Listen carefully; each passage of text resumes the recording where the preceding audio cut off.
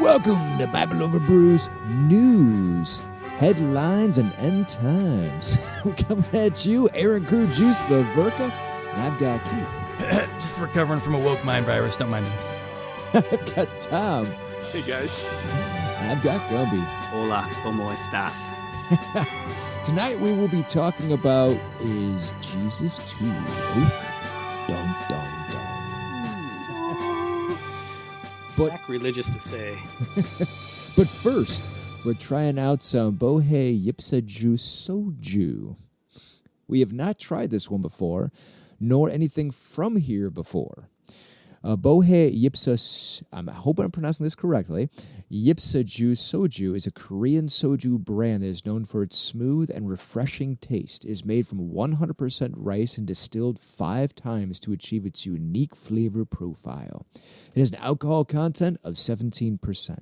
Bohei Brewery's Yipsaju Soju is famous for its addition of organic Canadian maple syrup that acts as a natural sweetener. And by the way, the more you shake it, the sweeter it becomes in the container. Good thing I dropped it a few times. A girlfriend like that. The maple syrup used in Yipsaju is organic and sourced from Canada. So, cheers, gents. Cheers. Ding. I should shake it a little more, right? That's right. Oh, that is unique. Whoa. Wow. Okay, so it's crystal clear. It's like I need to shake it. Crystal clear. But my Lord, is that sweet. Mm-hmm. That's like dangerously sweet. I have been told. So smooth. Yeah. I have been told that if you put soju in anything like orange juice, apple juice, you can't even taste it. Like it totally masks that alcohol flavor. I don't even taste much alcohol. Not even straight up. No. That's dangerous. Yeah, that's 17%. You can't. Wow. Yeah. Nothing wakes you up like 17% Dangerously orange juice. smooth. I don't really taste the maple syrup. Koreans are good. I honestly feel like it's a more of a mellow sweet. Like, yeah, it's sweet, but it's not like It's not overpowering. No, it's no, not high no. fructose corn syrup sweet. It's Right. completely different. Right. Yes. I definitely taste the rice, and I like that. Yeah. Yeah. What's the difference between soju and sake? Because sake is made from rice, right? I think it's the way that they're distilling it with the sweeteners. Oh. Sake you can only get at the Japanese restaurants where they spray it into your mouth. Yeah. If they don't spray it, it's not sake. So, how has everybody been? Excellent. It's the school year. It's been a thing. I have 2 kids. I was in the hardcore homeschooling camp, and now we have 2 kids Right on. going to school outside of the home. This the first time? The first time there are 2 of them. Last year was 1. Oh, So I got used to 1 commute. Now I have 2, and they're like 45-minute apart start and stop times. And one's in Ohio City, which is like the worst place to get to from here, like in the morning. Not an easy place. And Yep. we finally figured out the rhythm. It is my daughter is like, she will not do anything. She just flops. She's like, I will not get dressed. So we put her in all her clothes the night before, and then I come in a room. If she doesn't wake up the first time, I come back 5 minutes later and I say, "You're getting a Pop-Tart," and then she's like, "I'm listening." So wake her up. She's already in her clothes. Make sure she goes to the bathroom, stuff a Pop-Tart in her mouth, and then you're actually on time and you're not freaking out. I got in trouble because my older son, he now comes with us because it's like too hard to just drive him twice. So I bribed him with classic video game time. He takes a Game Boy in the car and he gets to play for that first half hour while his daughter gets dropped off. But he's become kind of a stickler for like rules and standards and formality as an 8th grader. Okay. And so when we were running late, when we had not figured out this whole routine, and I ran over a trash can that flew in front of me, getting on off the West 41st off ramp, and yelled something about fracking. He had a lot to tell his mom later. But we are doing a little bit in style for this thing, even though I have to take the car most of the time. I got an e-bike. So if you see the guy zipping around on an electric vehicle around our neighborhood, that might be me. It's got a cargo bed in the back, so I can actually stick 2 moderately sized kids on the back of a bike. It looks a little ridiculous, but I can also like blaze down the road at like 30 miles per hour, though I am convinced that motorists will never be happy with bikers. So they're unhappy when they're too slow. I am biking on the Pearl Road Bridge at 30 miles per hour, so I'm above speed limit. I'm biking right in front of a sign that literally says bike may have the entire lane. And a car comes passing in my lane, honks at me and flips me off. And I'm like, there is no satisfying you people. Yeah, it's true. True story. I didn't mean to do that, by the way. Well, Gumby, how's your life been? Any new concerts or? Oh, we just projects? played last Tuesday. Good. Yeah, we played last Tuesday. Me and Tom play out every once in a while when we can. Yeah, same as Keith. Things are rocking and rolling with the schedules again, and kids being in school, and been fasting hard and running. Nice. So, Good combo. yeah, Excellent. keep up with the kids. But yeah, I too frack every once in a while. Yeah. Tom, anything new? Well, I've been dealing with the shoulder injury all year, and it's nicely healed now, and I'm That's feel good. good going to the gym these days. Oh, that's fantastic. Yeah, it's a good feel. When you're 62, it's like you value like healing, Yes, you do. and I really appreciate it because it's just good, you know. You're not just any 62-year-old, Tom. You're a 62-year-old, probably do more push-ups than anyone I know. Well, see, that's the rotator. One warm-up rep destroyed me like in January. Oh, That's how bad it was. So now that, I have the movement, I have some weight to push, it's like, yeah, I'm back, relatively to where I could move right. without pain. And, I value that. Good Lord. I'd That's good. recoup both of these over a course of 2 years. First it was one shoulder, then it was the other. So I spent most of 1 year with this one. Well, I know, first it was the left one, and then the next year it was the right one. So for 2 years, I could barely lift like one hand above my shoulder, and then the next year it was this one. I could barely lift over my shoulder. But the difference is you probably were in some serious match. Actually, it was daytime jobs. My daytime job, I was working for a telecommunications company. And... No names mentioned. right? And the ladders would catch the wind. And so both times it catched it hard. And I don't like taking time off of work. So I would just suffer through it. And then it would catch it again. It would catch it again. It would catch it again. And it would just keep aggravating that injury. And so that's why a year ago I had got out of field work after 20 years. And I went into sales for the last year to let my body heal. And as of Friday, I now work for the hardest boss of them all, me. So I am now self-employed. So Woo, insert cheering noise or scared noise, whichever one you want. So Congratulations. thank you. I put my 2 weeks in, and I now work for Muay Man LLC, the Muay Man Academy, and Living Muay Thai. So I've taken a step back, and I work for all of my own companies. Nice. So, yeah. That's the dream. Yeah, all the best. Yeah, thank you. I'll be teaching at 2 gyms. So Revolution Fight and Fitness out of Cleveland, and then one out of Hudson, and we're inking the deal out right now. So, yeah, it's Nice. pretty cool. Yeah. So, but yeah, that's the new stuff.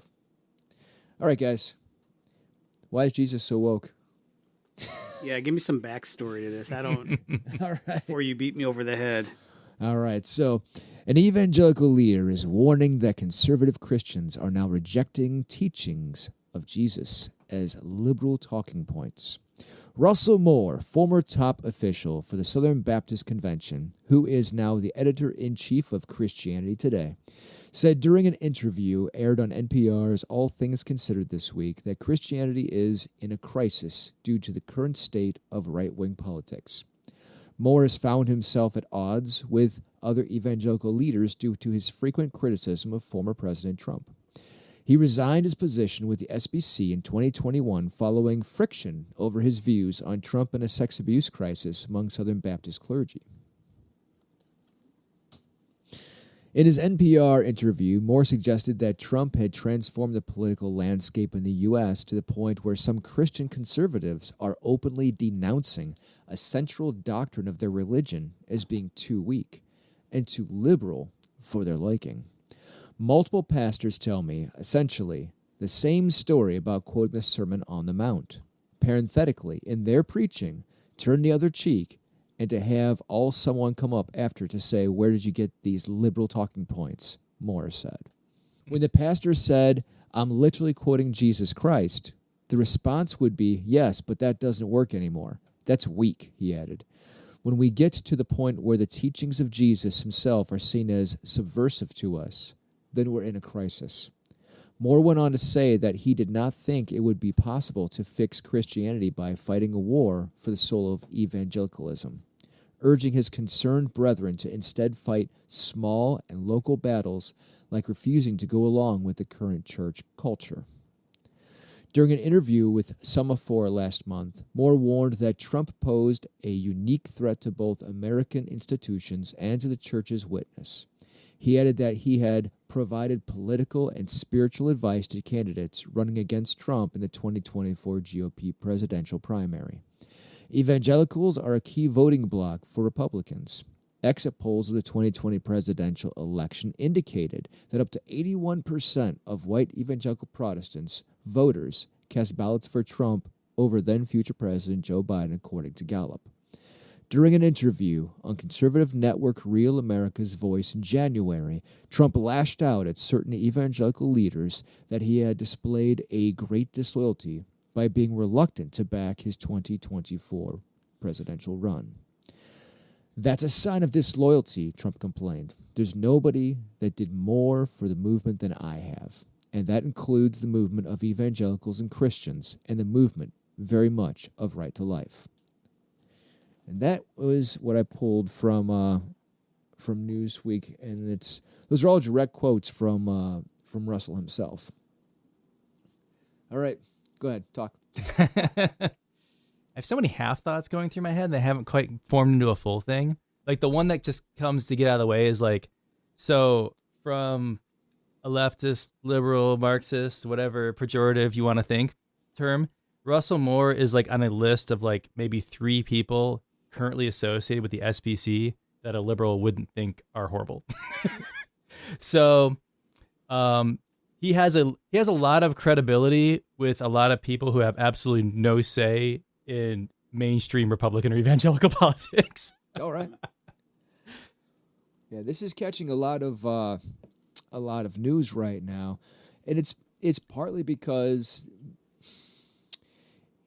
it has been showing to be changing the landscape a little bit, and I have actually caught this recently from some Christians myself, where they are rejecting some of the teachings, like he said. I've caught that recently, and that's why I wanted to bring this up, because that's a complaint from me. If once Jesus' own words are no longer what we live by, then why be a Christian? There's no point. So I'd be, obviously without like lending names, I'd be curious if you could elaborate like on examples, like what were they objecting to Jesus saying? Because like the one thing I would object to in the interview is like, I wish Russell Moore gave like a more specific example that they really didn't like this part of it. And this is how like they really tried to argue it. Because I feel like somebody wouldn't just end the argument with like, well, why would Jesus say that? Like, I feel like they would like go a little bit deeper. So I'm curious like what those examples look like in your case. In my case, so I would bring up specific things. Let's say for example, let's bring up immigration. What do you guys think of immigration? Why you look at me when you say that? So So, for example, I've had numerous Christians say, well, we just need to take all of the people who immigrated here and just ship them back to where they came from. Well, okay. Why do you say that? And they'll go on and say, well, they snuck in here. They did this, they did this, they did that. And so they shouldn't legally be here, except that many of them actually came here seeking asylum. Like their names are on paperwork, seeking asylum. That's why they're here. And they haven't had time to process those things yet. In fact, over 61% of the quote-unquote illegal immigrants here are technically here overstaying on their visa. So, I mean, it's a ridiculous statement, you know. And as far as I'm concerned, and I showed this before about 2 years ago on one of our newscasts, we caused a lot of the problems that caused the immigrants to come up here. We didn't start the fire. For example, right. For example, a lot of the immigrants that came up from Honduras. All right. So why did they come up from Honduras? Well, it's because we sent people down there to take out some of the cartels and to take out the leadership. And then we came back and we never helped reinstall anything. So they came back to us because the cartels took back over and started taking everybody's farms over. They came to us for help because we caused the problem. America did. But we don't want to acknowledge that. We'd rather sweep it under the rug. Oh, yeah, just send the immigrants back is what I keep getting. Color revolutions. Yeah. I understand. So here's a question, me playing the Jesus is too woke advocate here. So when we talk about like these things where like something happened overseas, maybe we instigated it and that it led to this thing and that thing, and 40 years later, someone from, Honduras or something is coming over the Mexican border into America to stay. We're talking at this point about like systemic injustices that you can't necessarily attribute to like a single person. It's not personal sin. So like, where do you see me as the pretending to be the Jesus is too woke Christian? Where do you see Jesus talking about systemic justice? I see him talking about sin. I don't see a sin here. I see you talking about effects, and I see you talking about victimization, but I don't see you talking about how we're supposed to act. Oh, so the Good Samaritan no longer applies. Pretty good. All right. If I recall right, isn't there a certain place where there's the sheeps and the goats that are spoken about, right? And here's the thing with that proverb, right? People talk about the sheep and the goats, and they say, well, yeah, the unbelievers and the believers. No. Both classes were believers. The sheeps and the goats were both believers. The difference was the sheep did what Jesus told them to do. The goats just listened. That was the difference. Okay, and over and over again. In fact, if you go to like Matthew 7:13, I think it is, where Jesus says, not everybody who calls me Lord will be saved. Only those who do what I tell them to do. Yeah. So yeah, that's pretty clear. Yeah. I have to be honest. I found, when Trump was first being elected, right, and the whole lead up to Trump's presidency, I had my own issues with him. However, I was able to separate that. And by the way, I did not vote for Trump, nor did I vote for Biden. Nor did I. As a matter of fact, I haven't voted since Bush, because I just feel like I became so disillusioned and so just, I don't know, disenfranchised with the whole institution of presidency and what it meant in this country.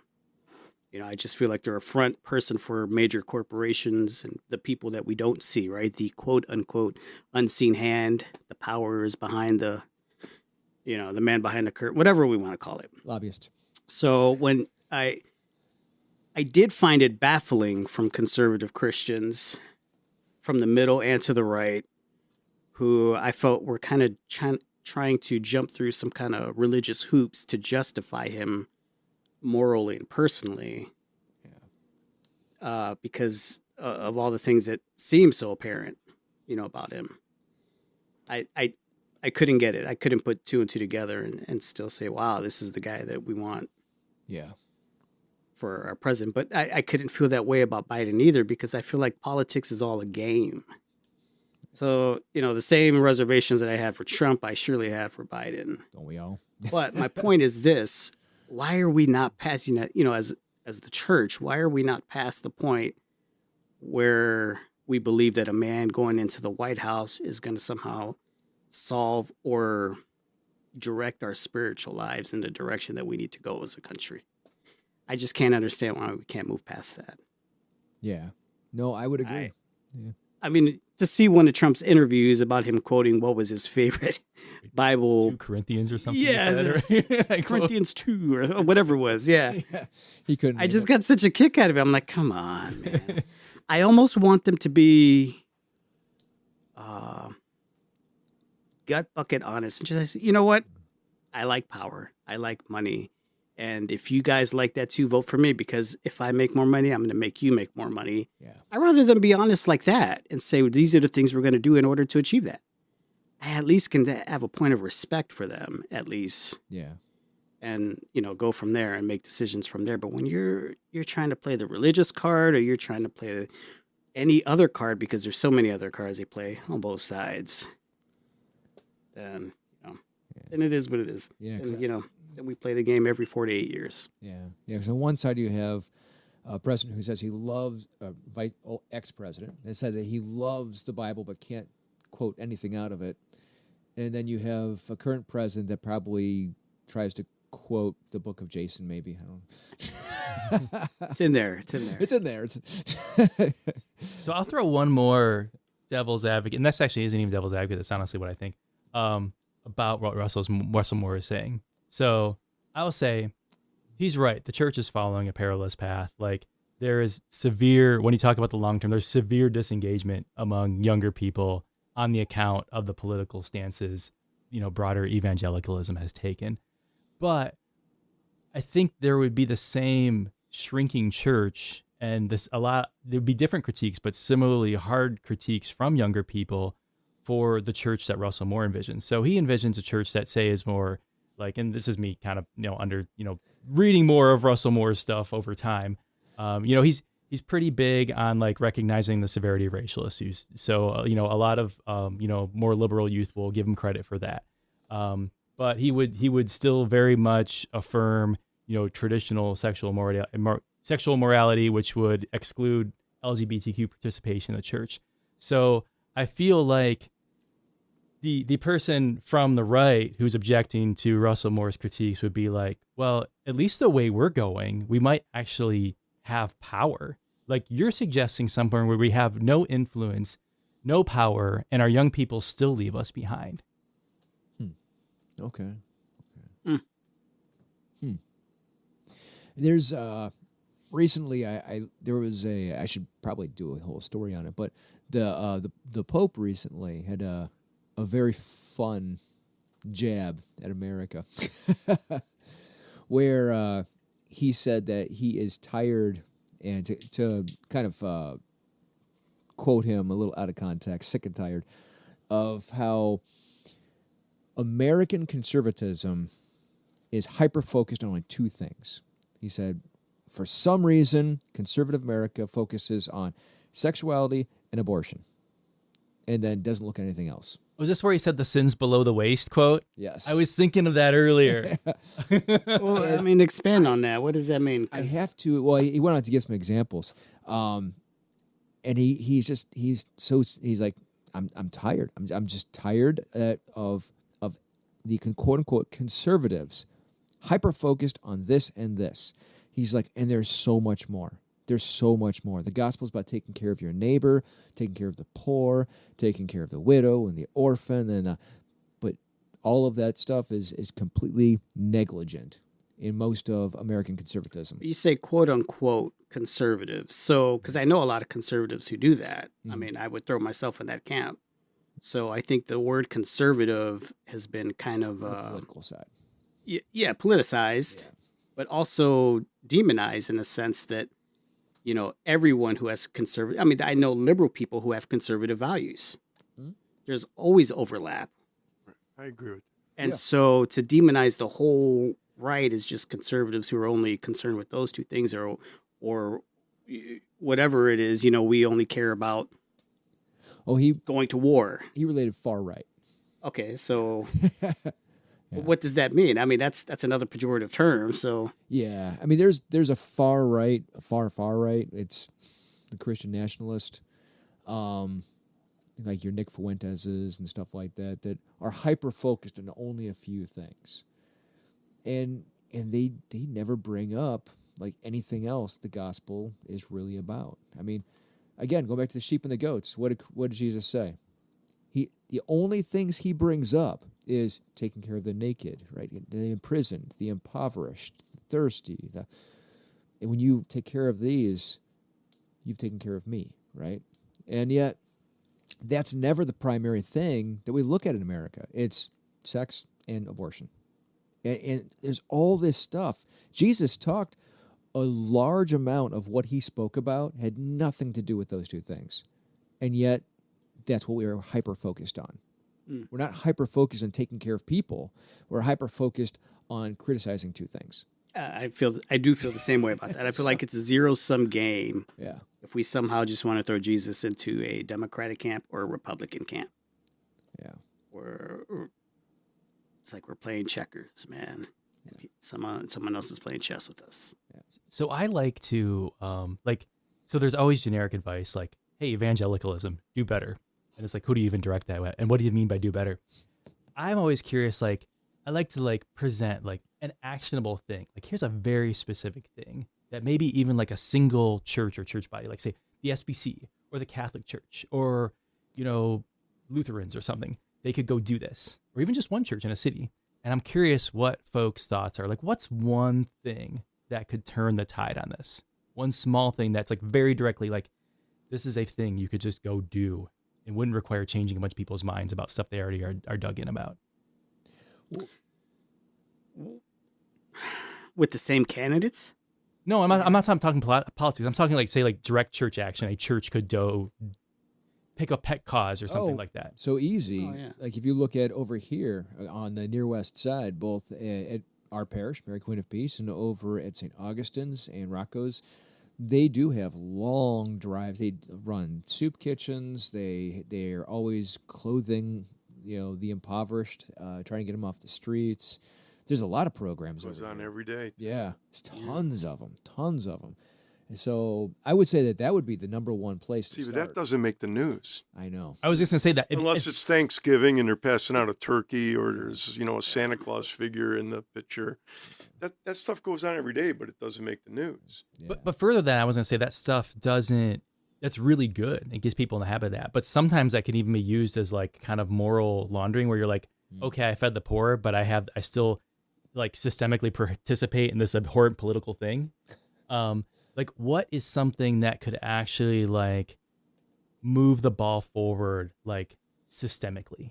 Okay. I have an idea. Go ahead. I could throw it out. Okay. Shoot it. So, all right, say the conservative evangelical church, and we include conservative-ish Catholics in there because they all kind of flow in the political stream at this point, as far as I'm concerned. They keep all their same views, just as pro-lifey, maybe even potentially just as anti-immigration. That's but what if the SBC or the Catholic Church was to take up as their pet cause wage theft? So the Catholic Church has this concept called the like 4 sins that cry out to God for vengeance. And the one that people focus off is the misinterpretation of Sodom and Gomorrah. But one of those is also denying the worker of their wages. And the most I haven't done these exact statistics, but I'm pretty sure the most frequent crime in America is wage theft, which is literally just like someone not paying their employee what they promised them. And it's actually not even, it's prosecuted not even through the police or whatever. It's usually prosecuted through some like Department of Labor with the state or whatever. And you have to go through a long process and there's really no guarantee that anything will happen. What if the Catholic Church or whoever was to be like, we're going to pound on these politicians' door, just like we pound on their doors about abortion. And we're going to say, you need to pass laws where employers go to jail if they do not pay their employees. I would agree with that. Like, I feel even if you don't change your mind about like other things, that would like start to turn people outward and towards like, okay, this is how like the whole gamut of Jesus's teachings actually could manifest themselves in policy in one concrete example. Yes.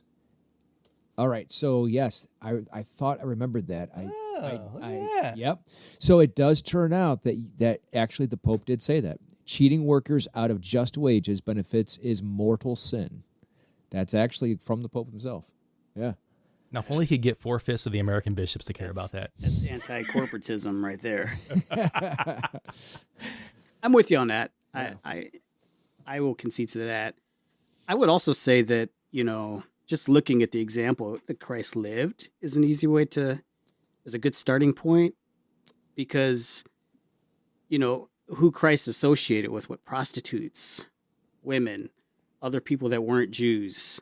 Yeah. These were all like social stigmatisms at the time that they, socially, and you could argue politically, that they had to overcome in his time, but yet he still chose to be in relationship with them despite him not endorsing what they did.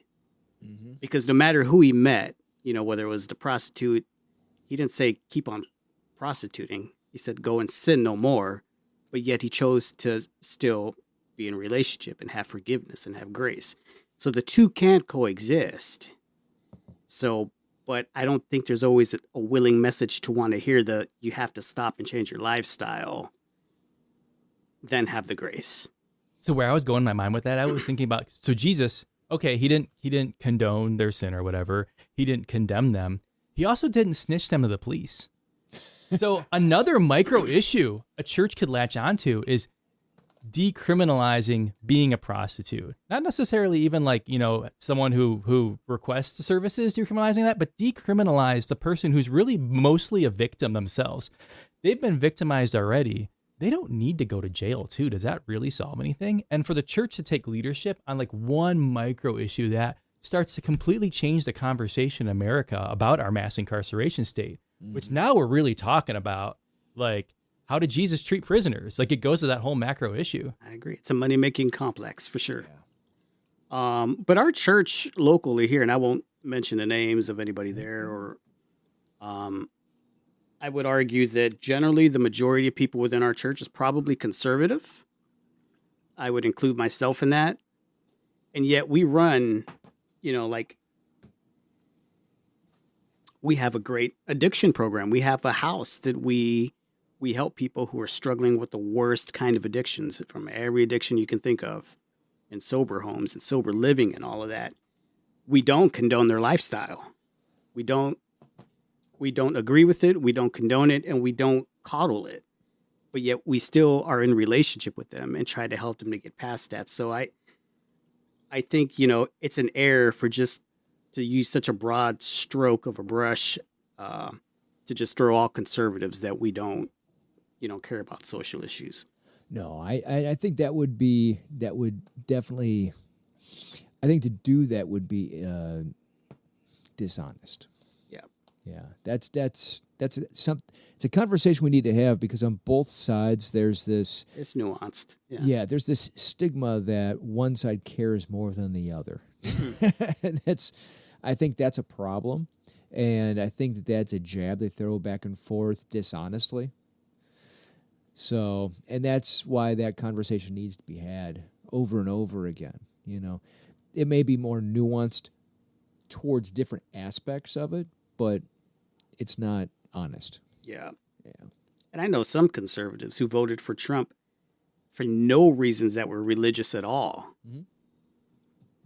My mother included. But I won't go there. But, so, yeah, looking for a president to change all of our issues, whether it's in the church or socially happening, it's, I don't know what else to say about that. I agree. Tom, any thoughts? On this subject, I'm taking in what you're saying. I guess it's unfair for me to comment about a church at this point, because it's been 9 years since I've been to a church. Okay. But I probably have, But you are part of the church. Well, I'd like to think so. I like absolutely. to believe I'm a Christian. There's no statute of limitations on ragging on a church. No, I mean, that doesn't disqualify me from weighing in on the topic. Yeah. Okay. But because I'm not a member participating, like you said, like maybe get engaged and involved. I remember the church that I was involved with, which by the way, I didn't leave for any reasons where I had to get away from. It was more of a personal thing. I thought the churches I attended were wonderful. Yeah. So let's clear that up right now. But to get engaged in community things, I thought was very positive. And the church I went to was very engaged in the community. We would get together, and I remember standing on a ladder on this old house in Cleveland, and I was too nervous to go and stand on the plank to paint this like peak.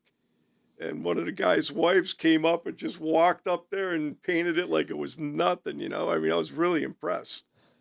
But I mean, the idea was we were contributing to the community, helping people. And that was a big church event. And then I remember doing things myself where, you know, the basketball thing, we would open up the gym and invite kids to come in, and I would share my faith for 10 minutes in the midst of 2 hours. And a lot of these, you know, who's one of the candidates we'll get to later? He's talking about the biggest problem today is kids don't have a father figure. Yeah. Well, the church, through me, was trying to be a father figure for a lot of inner city kids. I'm talking like 15 to 30 of them, ages 15 to 30. That was a wonderful ministry. Okay, having said all that, I think today my votes are more geared on like what I think is going to set the country on a course of fiscal responsibility,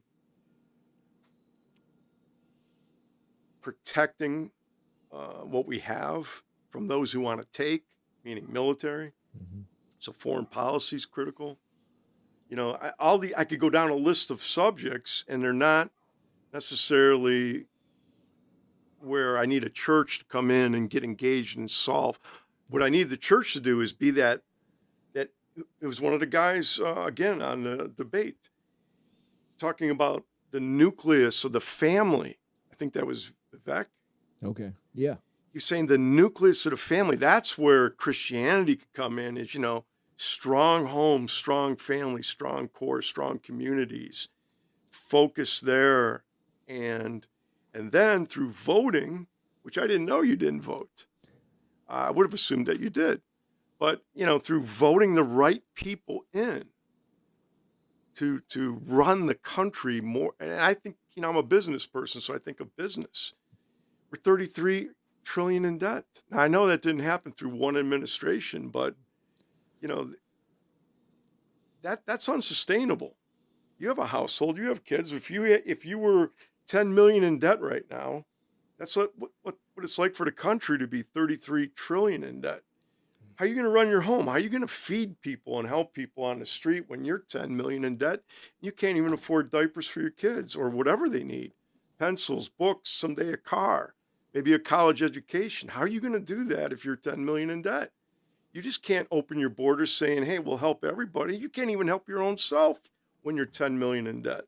So I look at politics as get the right government in place. Mm-hmm. We're not a theocracy. The only country, or the Jews are the only theocracy that I'm aware of. I'm sure there were more, but you know, we're not a theocracy. Right. So like, just like I don't want the communists coming in and having their religion run, you know, support our country. I'd like to separate church and state. Yeah. Yeah. And each individual can contribute as they see fit and as they can. I think that's a wonderful thing. But I really don't want any religion coming in and like taking over the government and running this country. I don't think that's the solution. So I'll pause there. Okay. We pause right there. We're going to do a word from our sponsor. Have you ever wanted to train Muay Thai? Perhaps there's no gyms near you. Perhaps you work odd hours. Perhaps, like a few of us, you don't like germs. Whichever way it goes, you can train online with some of the best instructors from around the country, either live or in class with other students. Living Muay Thai gives you the chance to do all of this and much more. So jump into live classes and on demand right now. livingmuaythai.com. Okay. Very well. Very good. So before we move to the next subject, we're going to introduce our next drink. Oh, buddy. This is from Vino Veritas Cellars. Italian Stallion is the name of the wine. This is one from Old Brooklyn, right here in Ohio. Wait, is that the little farm around West? Yeah, that's it. Oh my god! This is their wine. Keith is very excited. We wanted to hold a podcast there. We're going to. They're expecting us. We're Sign going me to. up. We're going to. Dang. There's something for everyone at Vino Veritas Cellars Winery and Wine Bar. Outdoor activities include cornhole, bocce ball, and more. Wind down next to one of our fire pits with our winery mascot, Vino. Share a picnic or orders takeout to enjoy with friends and family anywhere on our 2.5-acre winery. Looking for an indoor space? Hang out inside at our wine bar with Anna.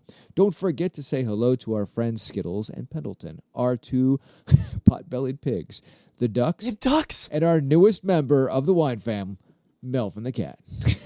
So, God, I would totally drink wine with a duck. so we are planning it. I already talked to the owner. He wants to host us. So, Oh, great. Lovely. Well, we want to be hosted. yes. Absolutely. What a beautiful place. This right here is Italian Stallion. This is one of his favorites. Nice. So, cheers. Cheers. Rocky? What's that? Is it a reference to Rocky? Uh-huh. Nice. Oh, it's wonderful. I don't really usually like a red wine like that, and that is so great. Oh, man. Okay, so right off the bat, it's a deep one, right? It has that nice deep flavor. If this was music, it has like that baritone, right? Or that bass. Yeah. It's deep and sweet though. Like you could just pick whichever side you want Yeah. and just go there in your mind. It's slightly peppery, which is nice. I like the slight pepper to it. Guess we're at all communions. There be no denominations. Got a light finish. It's not heavy. No. Very light. Yeah. That is smooth. Almost has like a currant flavor to it. Like the currant, the berry, right? Almost has like this currant overtone. Yeah, I can see that. Yeah. Man, that is. Minutes, remember what a current is? I used to eat them all the time when I was a kid out by my Is there oak in that? grandparents' place. Aaron, I can honestly tell you that we had currants in my backyard, and I go. would pick them off and just eat them like Yeah. they're They're great. awesome. Yeah, I loved the currant bush at my grandparents' house when I was a kid. Yeah, Yeah, I didn't pick that up, but now that you mention it, it's there. it's there. This pairs very nice with our cigars. Wow. Yes, it does. That is a very well balanced wine. Wow, that is good. That's really good. So, Vino Veritas, thank you so much. Italian This Stallion. is fantastic, and we're Good looking research. looking research. forward. Adrian! We are looking forward to having a podcast there. So, Keith, you were begging for the Scientologists. Oh yes. So yeah. So should I read it here? Okay, let me read it here. Okay, yes, this is a great summary. Thank you. I was about to ad lib this, and that would not have been as good.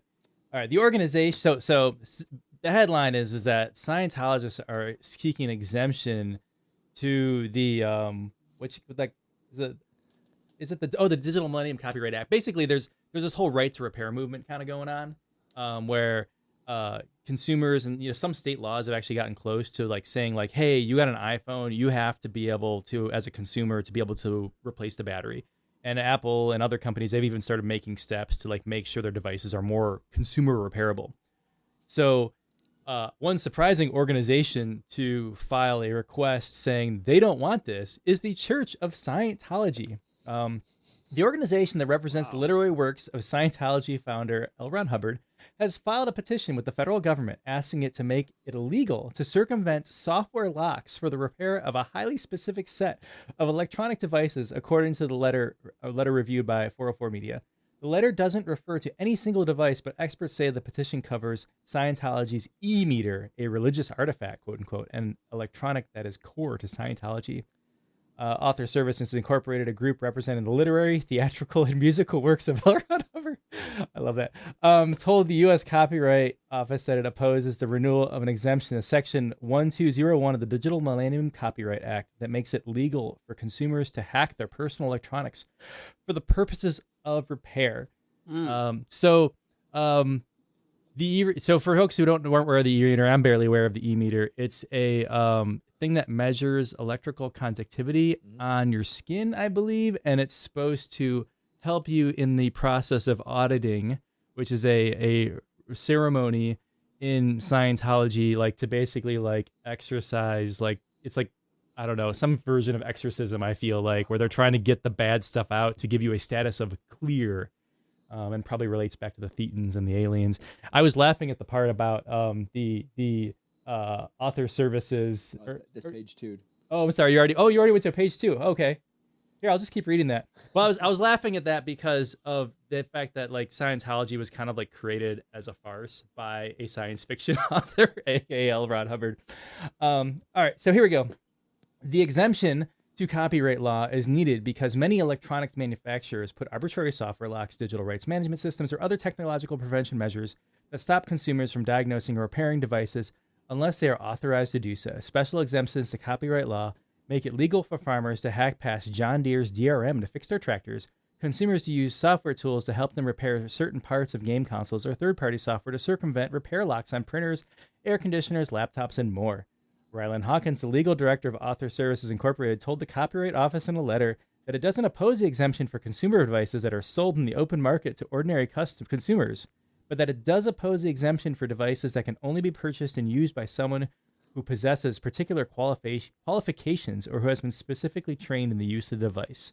So you are not allowed to hack this according to the Church of Scientology unless you are a priest or a practitioner, whatever their high clergy people are. It's like the imam of Scientology. Yes, the imam of Scientology. Okay. So what I wanted to take a slight pause in this to ask, because I was thinking about this for various unrelated reasons this week. So growing up, who were all of your celebrity crushes that ended up being involved with Scientology?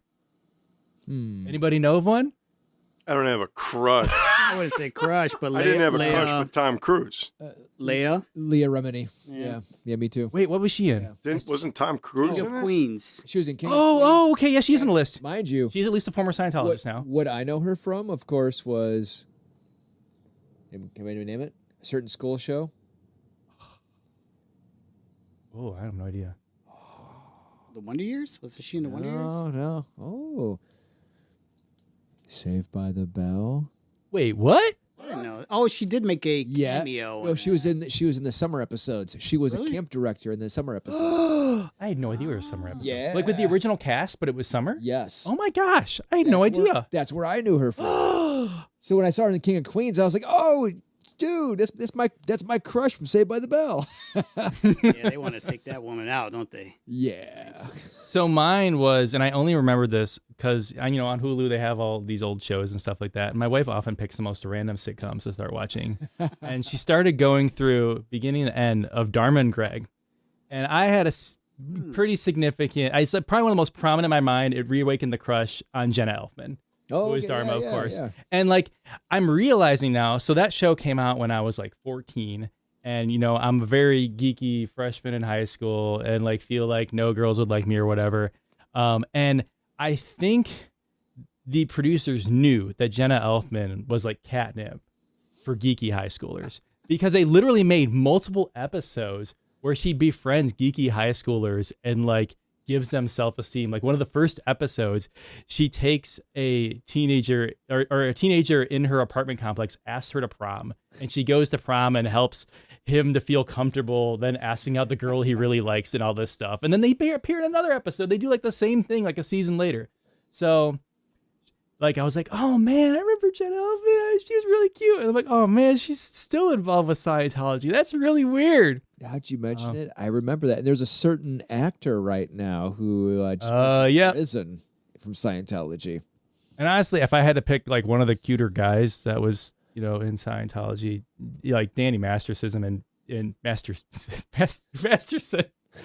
in that 70s show, like I always wanted that hair. Yeah, I mean Hyde was awesome. But of course now he's going to prison for 30 years for rape. He had one of the best attitudes in this show. Yeah, I always loved like his laid back attitude. He was the most 70s Is that of the who 70s you're show talking people. about? Yeah, Hyde from that 70s show. Yeah.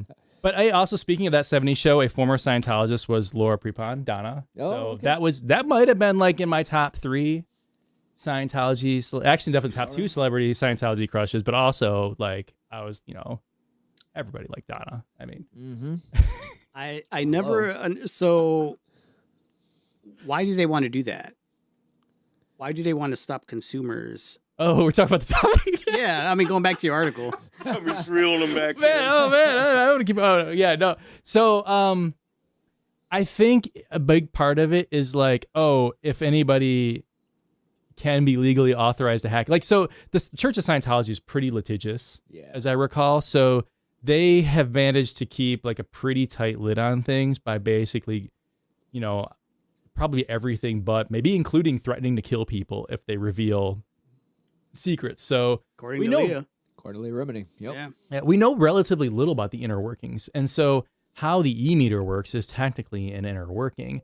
And I think if you were to, even though we kind of they are available on eBay, and they generally know it's just this like skin electricity tester thing. It's like based on the technology for like primitive lie detectors, which have also been like thoroughly debunked.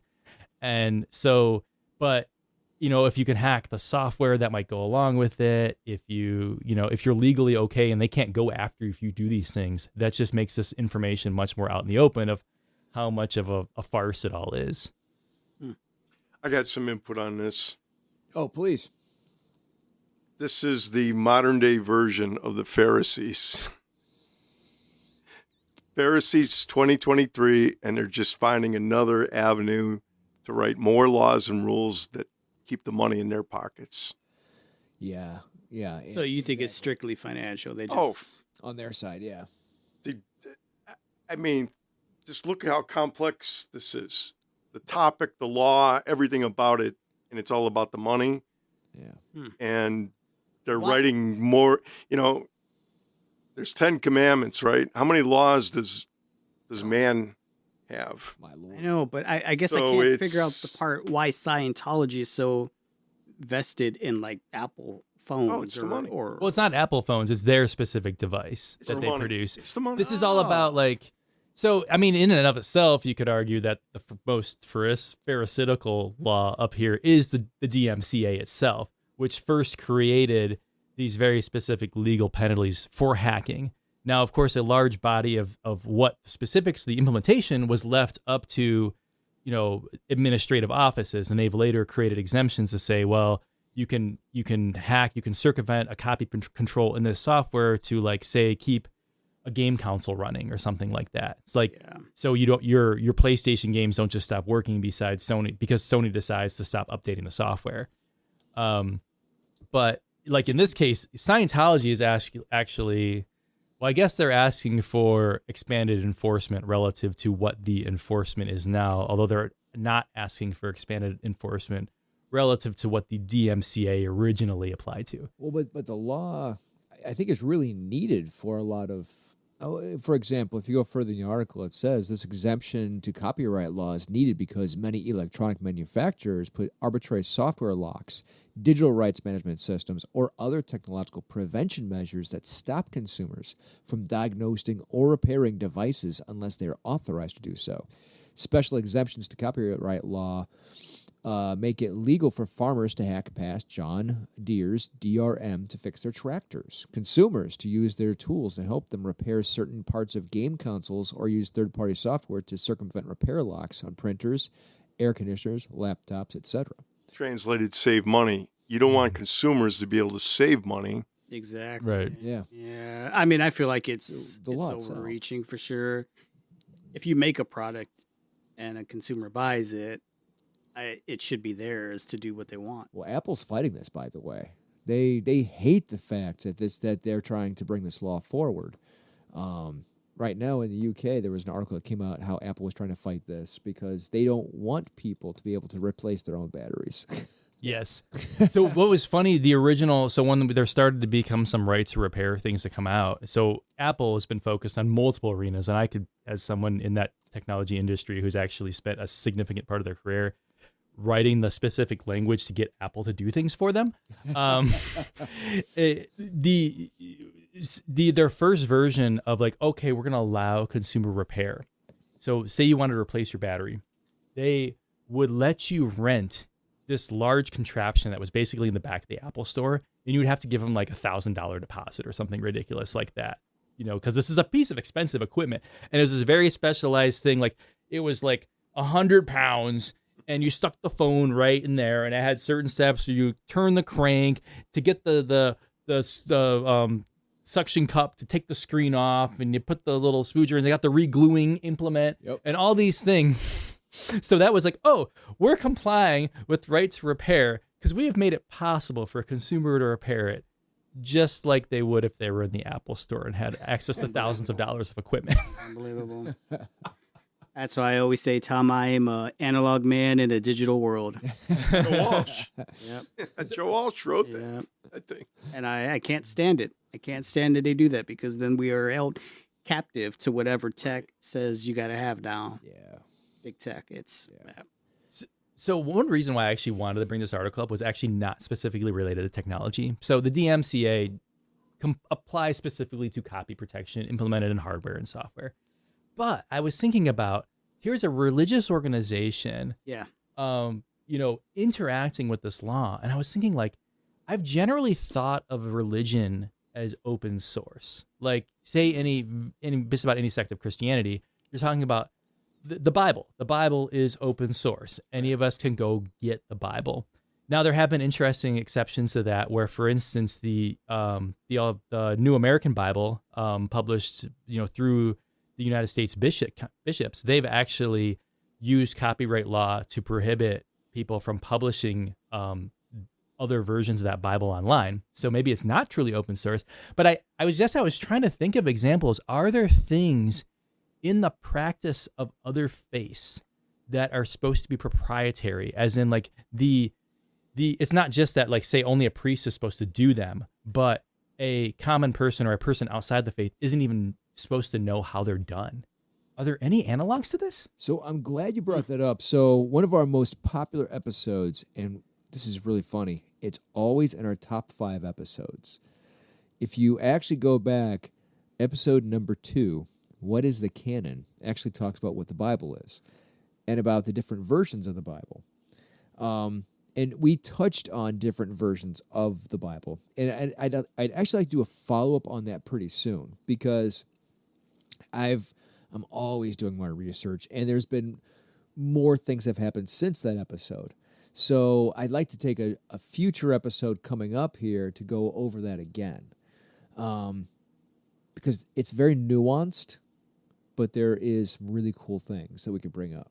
And I'd like to bring that stuff up because there's some really cool things. But I would encourage our listeners to go back and listen to episode number 2, because it's really interesting, the things that we dived into in that episode. Yeah. And then pretty soon coming up, we'll be diving back into that subject again with some of the recent topics and some of the recent things that have happened.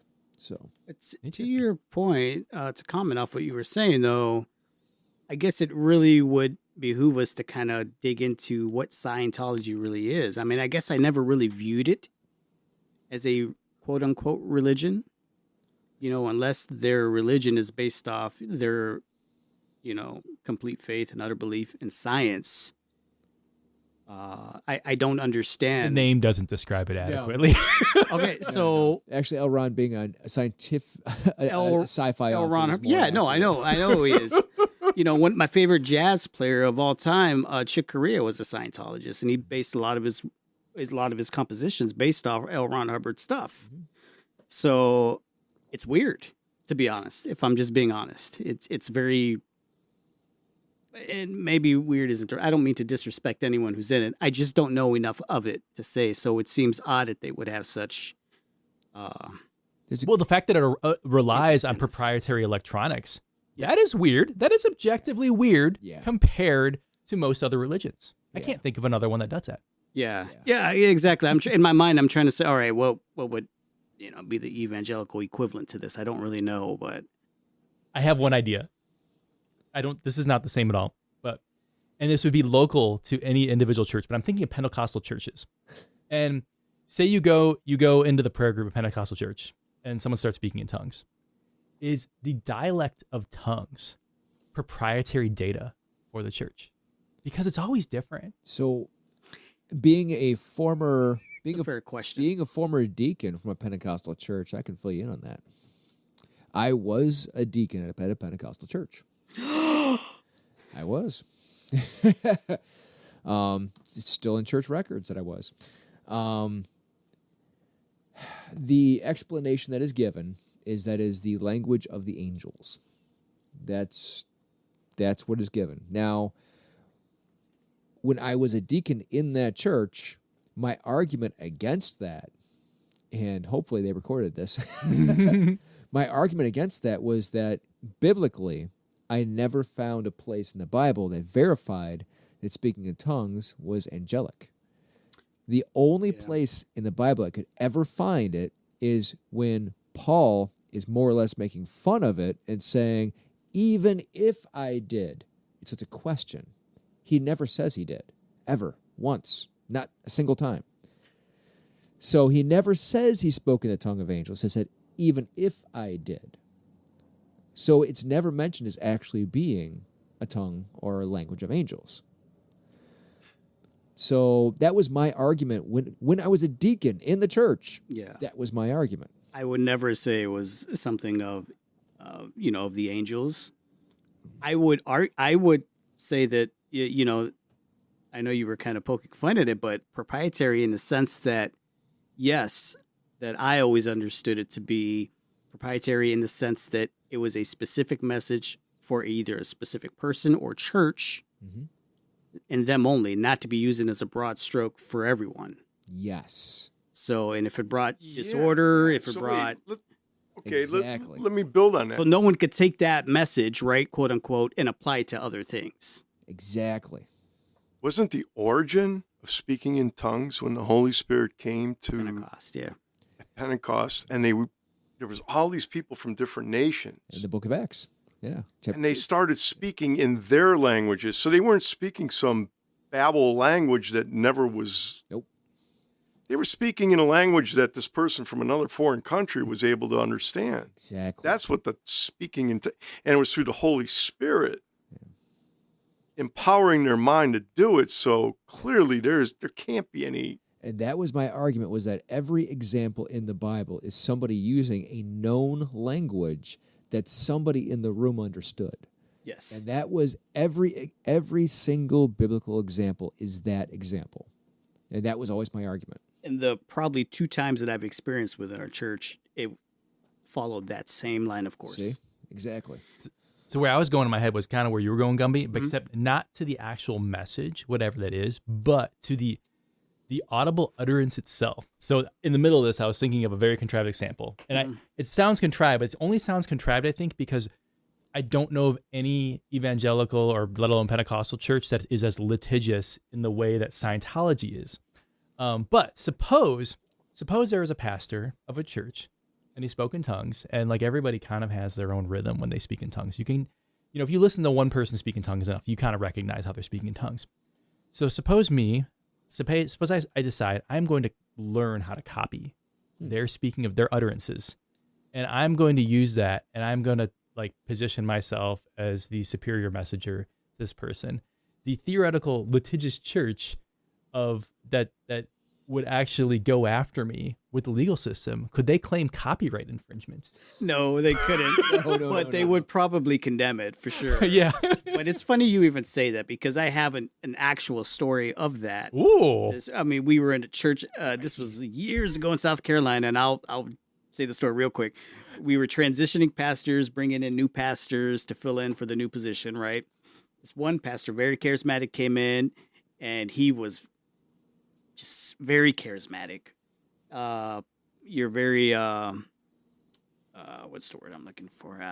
I don't know. He just had a lot of swag to him, and people were drawn to it. And then he had an altar call at the end of his fiery message, brought people up, and started teaching people, including the young people, how to speak in tongues. Oh. And, you know, just let it flow from you. And I'm like, what? And I was like 12 or 13 at the time. And I remember thinking, what the hell is this? This doesn't feel right. So I just left. And I'm like, this is not cool. So, but yes, I maybe there should be. Maybe there should be some laws against that. So, the last story we have is one that Gumby brought up. Is it? It's about artificially Oh, intelligent it's gonna be thieving. good. I don't even remember what I did. So I have it up on the screen right now. Oh, nope. I just take it back. Right now. Oh, this does kind of segue with. So it kind of corresponds to the intelligence and the technology and other things. Yeah. So Gumby, take it away. So I saw this article and I was thinking like, when we going back to our Chat GPT episode that we had, which by the way, it still would be worthy episode of having, I think, if Chat GPT were our guest Ooh. That would one be night. fun. We should totally do What if that. ChatGPT was speaking in tongues? Or could we have Chat GPT audible somehow? You could run it through a screen reader. I can. Can you like Yeah, why have a not? certain voice We attached could. to it? Yeah. Actually, that would not be hard because all you have to do is just host it inside of Edge. Do you know what Chat GPT is, Tom? Just turn on the speaker thingamajiggy or whatever. Yeah. That's it. Yeah. I do not, but if I had to guess, it's the artificial It's intelligence. AI, yeah. Yeah. It's some program speaking. All right. Let's plan on that coming up, and It's we'll. it's very advanced, Yeah. and it's Oh, I don't question how advanced. I could tell you that.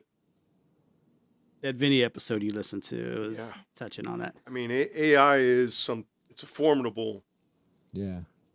entity. So I Can saw be. this article that was saying that AI can be used to from scammers to make themselves appear as if they are the IRS, which by the way, legitimately the IRS does use AI to track people who could be delinquent or trying to get out of paying taxes. They say it's only for people who make millions. But Quote. okay. But anyway, so this is that article. Not about that, but about scamming, making it look like they're the IRS. Earlier this month, a group of senators sent a letter to the IRS Commissioner Danny Werfel about the use of AI, artificial intelligence, technology, including ChatGPT, to engage in scams aimed at taxpayers. Eric Hilton is the National Director of Compliance of at Alien Group. Did I say that right? I can't see it that well. But he Alliant Group. But he previously served as the IRS Commissioner of the Small Business / Self-Employed Division, as well as the IRS Deputy Chief of the Criminal Investigation Division, and as the CI's Head of International Operations. That makes him quite familiar with both the IRS operations and financial crimes. He says that while AI can help make the IRS efficient, there are real concerns about how it can be used to perpetuate fraud and other crimes. It's not hard to see why AI could be both useful and dangerous. AI works by absorbing and analyzing data, picking up on patterns, and then predicting what comes next. That can be pretty powerful. And the fraudsters are taking advantage of using AI to create letters to compel taxpayers to take certain actions like handing over their personally identifying data or paying over assets. Hilton says that he's seen some of these letters and that they are pretty close to what the IRS is sending out. ChatGPT writes a tax notice. How good could AI generate a letter possibly be? I decided to test it out myself. I asked ChatGPT to write a letter from the IRS advising a taxpayer that they need to pay their taxes immediately with a gift card. Here's the result. Subject: urgent payment notice. Immediate tax payment required. Dear taxpayer's name, we hope this letter finds you well. We are writing to inform you about an urgent matter regarding your outstanding tax liability. Our records indicate that you have an unpaid balance of whatever the amount is for the tax year of whatever that year is. As the tax filing deadline has passed and numerous attempts to contact you have been unsuccessful, we must emphasize the importance of settling this overdue amount immediately. Failure to do so may result in additional penalties, interest charges, and legal action. I don't have to keep on reading. I mean, it goes on and on, but It goes on and on. yeah. But it's happening. It is. And it is kind of scary about how legitimate it comes across. Like, it sounds fully legitimate. Could you imagine paying the IRS and $500 worth of Applebee's gift cards? I'm not sure which is worse, paying the fraudster or the IRS. It's like, wait a minute. You got one fraudster that's bigger than the other now. Wait, is the easy answer just ignore it? So the easy answer is to ignore it, but then what if you're ignoring the actual IRS? But that isn't how they communicate to you. Exactly. They would never do this. Yeah, not everyone's that Well, yeah, that's smart. Some people get, they'll get a letter or they'll get whatever and they get panicky or.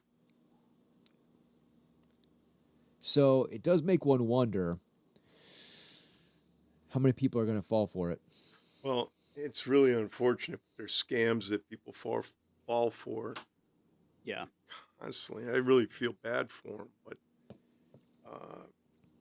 And again, I think the overarching argument I really have here is that the credibility, the Chat GPT and its capability of being so almost to the point where it's just so indiscernible between what's human and Yeah, what isn't. I agree. I'm more concerned about like two major nuclear powers having some bogus information come across that they interpret as real, and then they react in a superpower way that isn't just paying taxes. I mean, that's kind of scary to me. Is at what point can this wreak havoc? Yeah. When I read this, though, it made me think back because I've had two my wife and I won't say her name, I almost did, run-ins with the IRS where we had to fight for something that we knew we already paid. We had all our records, etc., but we still had to fight to get our own money. Yeah. And in the process of fighting and all the paperwork and whatever quote unquote litigation was being had, they still will rack up until you could prove. I mean, what seems like an act of Congress. Oh, okay, it looks like you did pay it. I guess we'll back off now. Yep. But it made me wonder. I'm like, is there a human? We were talking about it. I'm like, is there a person behind this? Like, I remember thinking that. I'm like, what's wrong with this person that they just want to hound on something that we know we've paid? We have documents and we sent it from the very beginning, but yet they're so persistent and I don't know. It didn't seem almost quite as if there was an actual person on the other side of it.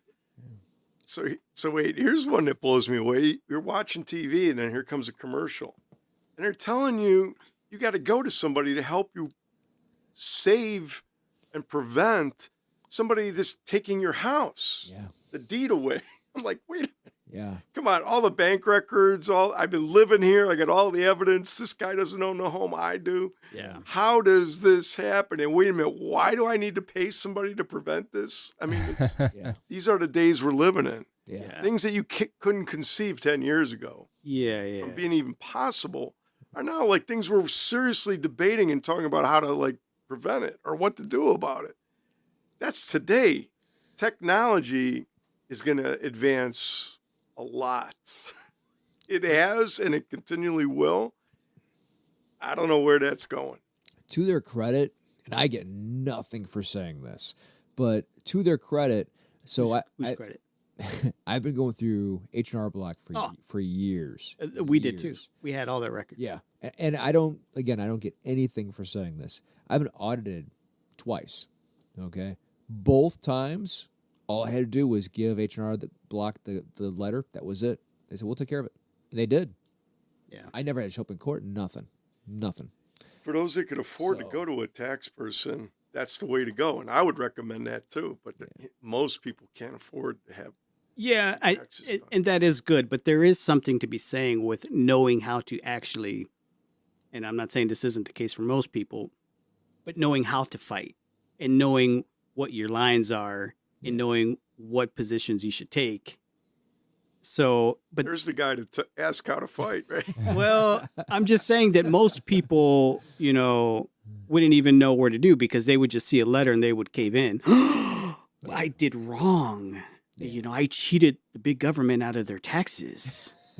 You know what I mean? And you hear the commercials that use Alan Thicke from from long ago. You don't want to mess with the IRS. Right. They'll come after you. They'll put a lien on your house. I love how those are Alan And I'm Thicke. like, Hey, he was step by step. yeah. So here's my message to the IRS. No, that's Frank Duffy. If it's AI right. driven, It's Growing Pains. Patrick McDuffie, yeah. You're right. I was thinking of Alan Thicke. I know he did I'm IRS. ready for my sitcom review. Like, stop coming across as being so mean. If you really want to work with people, stop it. But so we have to acknowledge in this. Okay, so we have a scam. Okay. Yeah. This scam, whether or not it's AI or just somebody sent an email, it only works because of how the tax code is set up. That you could even get audited or get something like this, and it sounds real and scary. Like the fact that our tax code, and this is H&R's block, this is their fault too. They're part of the lobby that continues this to happen. They are. The government is perfectly capable of figuring out exactly what we owe and taking it out ahead of time of whatever we're paying into. Well, I presume they are. Because But no, it's this huge complicated thing where they know how much we owe. We have to tell them how much we think they owe, and they get to pound us in the face if we disagree with it. Yeah. And if you're just as persistent as they are, you will eventually win. Yeah. If you know what to do. I mean, we had all our records from the beginning. Yeah. But if we've just given in at the very beginning, we would have had to pay double taxes that they said we owed. Yeah. But every scam that targets people as being like something from the government or related to a government program comes, the heart of that is something wrong with our government programs. Like every healthcare scam is a direct descendant of how crappy our system for procuring healthcare is. That's a whole Ring the episode bell. by Yep. itself. Ring the bell. That's a whole as far as I'll go episode there. by itself. It's true. yeah. No fraudster likes to be frauded. But again, I will say I go through a special branch of, because I own my own businesses, I go through a special branch of H&R Block out in a certain part of Ohio that only deals with businesses. And they have kept me, they have kept me out of some problems. So, Yeah. for what it is, I'm thankful they're there. I don't think the IRS likes competition. They want to be the fraudsters that. Yeah. So AI ain't going to come in there and scam them. Yeah. Sweet. All right. It's been a good episode. Gonna be last words? Yeah, no, that's been great. There's nothing taboo over brew. All right. Tom? Great wine Oh, dude. and cigars. I am so the looking rice forward to it. drink was Oh, incredible. I haven't had. we'll have more soju on the show. That was fantastic. That was incredible. That Yeah, wanted us they have out. more flavors too. Yeah, I'm looking forward to it. Keith? The AI-operated e-meter says I'm clear. Please don't forget to check us out on social media. We're on everything. We're on all the interwebs. Facebook, Tumblr, now on YouTube, by the way. More new to the thing, but we're now on YouTube. Please visit us on Patreon or on anchor.fm/Bible Over Brews. Feel free to help us along to pay for you Pay our taxes. so we can bring you more awesome content. Godspeed. Good night.